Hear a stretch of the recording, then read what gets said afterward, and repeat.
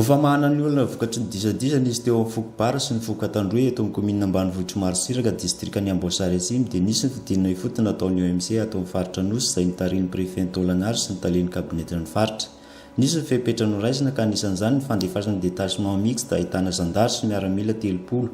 Ankoatr'izay dia tsy azo atao ny mitondra basy mandritra ny tsena ary tsy maintsy faranana amin'ny andro mazava ny tsena mba hialana amin'ny mety fanakorontanana. Anisan'ny ezaka atao ihany koa ny fandefasan'ny zandary hiasa amin'ny poste avancé atao amin'ity toerana ity alohan'ny faran'ny volana oktobra izao ka orian'izay no ahafahan'ireo détachement mixte ireto miverina ny Taolagnaro.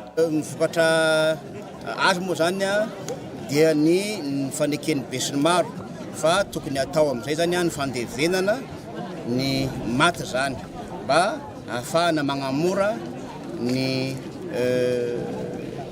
fampihavanana amin'ny roatonta ary ny fanahy ihany koa ny roatonta zany fa samy anadiny ny lasa ka izay nanao zavatra sy mety dia mba tsy amerina an'izay intsony fa niarany zavatra sy mety ihany kosa dia mba mandefitra mba ahafana zany mahita an'izay fitoniana izay sy fandriampahalemana izay tao amin'ny komina Marotsiraka.